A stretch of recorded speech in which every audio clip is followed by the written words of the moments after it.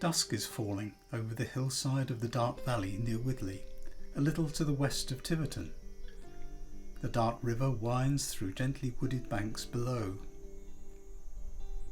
As the late afternoon autumn sunshine fades, a red deer stag issues his challenge across the valley, and hinds gather, while we anticipate a twilight encounter with some local birds of prey, Tawny Owls, so often heard hunting and calling in the night, but rarely seen.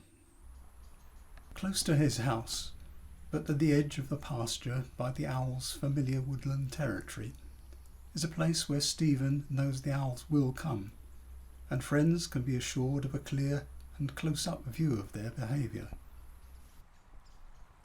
He has built a bond of trust with this owl pair over many years, using simple actions they've accepted, limiting their wariness near recognised people, as he had done with the otters.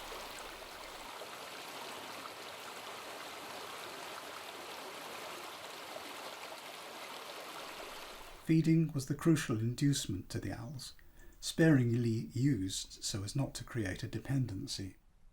Initially, the intention was to attract the attentions of an entirely different bird he was interested in, a buzzard. Food, rejected day-old male chicks, was left on a platform on the hillside across from his house. This disappeared regularly, so he set up a self-triggered flash photography system to confirm what was taking the food, which, to his surprise, turned out to be a tawny owl. Being a predominantly nocturnal predator, they're often heard hunting, but few people are lucky enough to catch more than a glimpse of them in the twilight. This prompted a new challenge, their close observation in the wild. The birds weren't put off by the flash, and even his occasionally moving the table to new locations nearby didn't seem to faze them. The next step was to replenish the food each time the table was visited and food taken, getting them used to his presence. He also used a whistle call signal the owls would come to associate with food placement.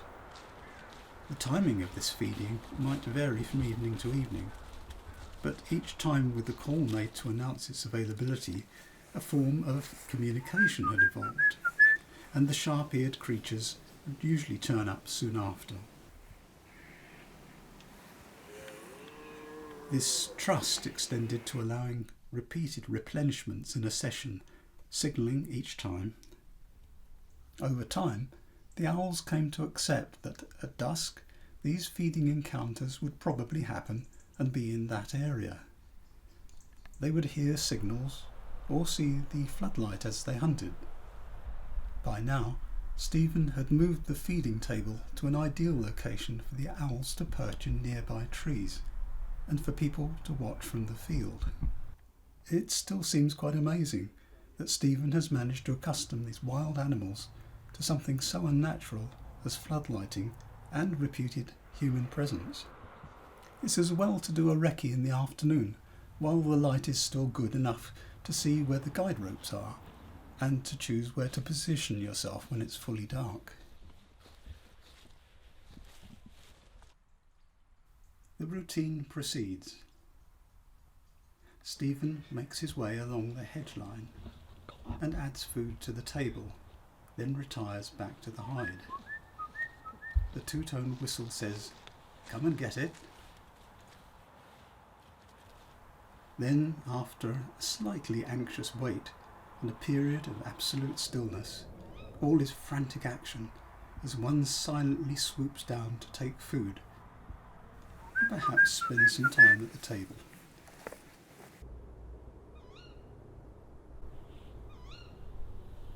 Distancing ourselves some metres away and behind a floodlight effectively shields us from sight. This creates a pool of assured empty space around the table they seem confident to enter. This male is far more assured than the female and stays longer, while she grabs and goes.